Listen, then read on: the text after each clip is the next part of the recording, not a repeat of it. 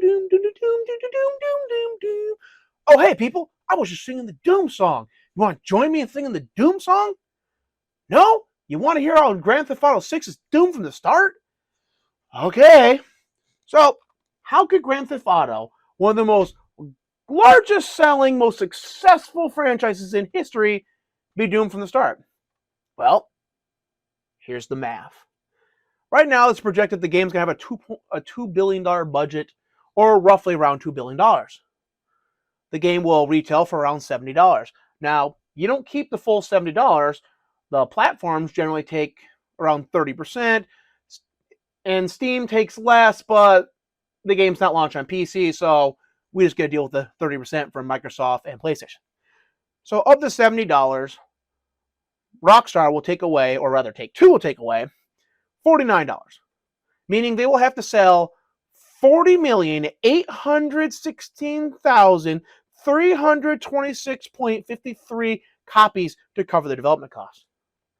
Hey, you remember that absurd rumor that they were talking about selling the game at $150? Yeah, okay. This is how much they'll have to sell to break even with that. And keep in mind, they try that crap, they're not going to get this many sales. At $150, they would keep $105. They would have to sell 19,047,619.05 copies. For reference, Red Dead Redemption 2 only shipped, which keep in mind with digital distribution, shipping is becoming way less of a viable manner to hide a game's underperformance.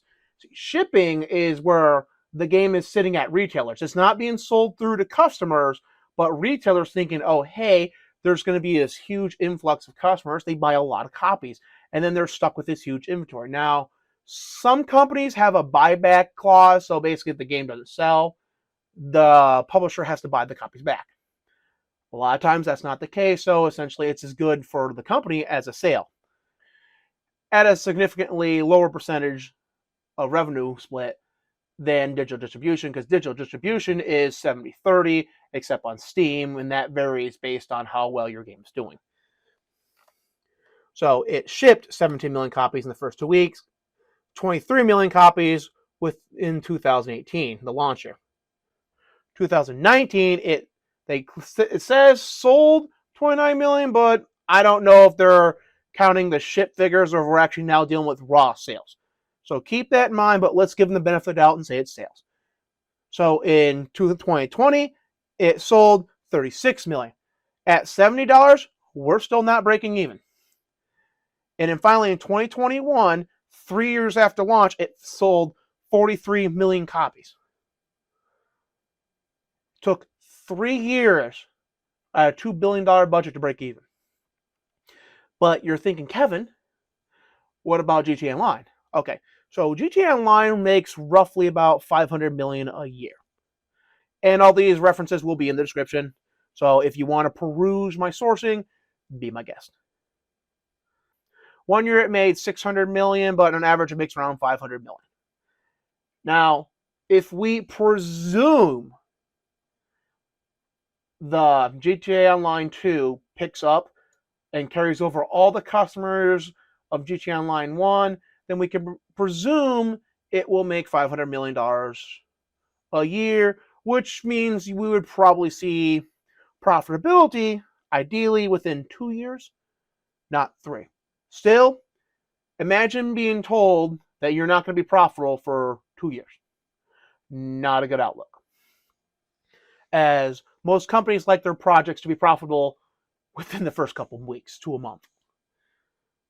But wait, and also keep in mind this, Red Dead Redemption 2 was considered a flop internally despite selling, by 2022, 50 million copies.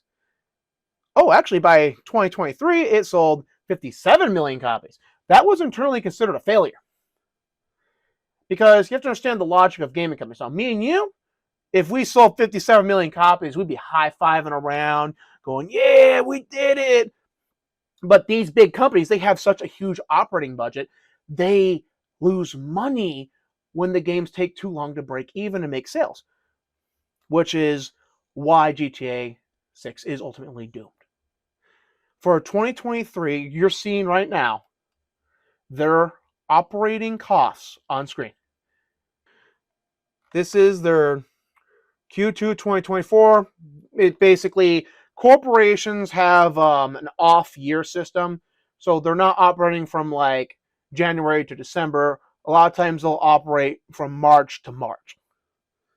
So or rather from April to March. That will be their fiscal year. So right here is the fiscal year of 2023, and their projected expenses are $3.53 billion to $3.55 billion. Take-Two is projected to operate a net loss of $957 million to $910 million.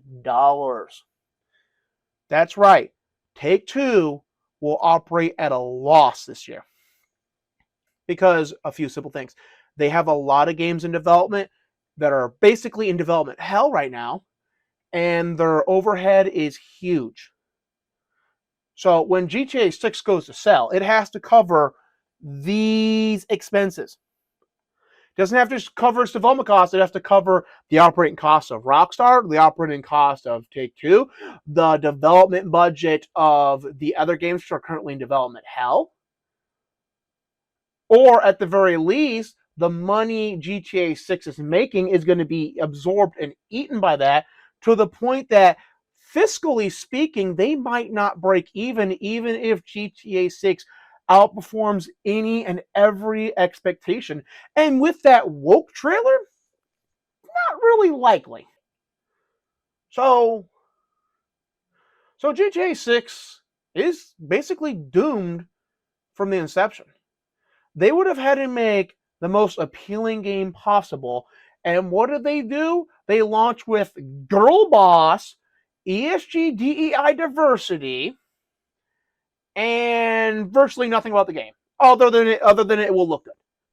Cool. Yeah. So keep in mind, the other video I put out, I said that the stock market was rigged and that institutional investors were propping up the stock. When you put something like this out saying, hey, we are losing $957 to $910 million this year, and your stock price goes up, that's when you know the system is rigged. Because let's put it this way, you don't have enough money in the bank you can be denied a loan. But these people can lose more money in a single year than you and your entire extended bloodline will see in multiple lifetimes, and their value goes up. Does that sound like real world economics to you, or does that sound like a rigged system? You tell me in the comments, because that's all really there is to say about this. Peace out, people.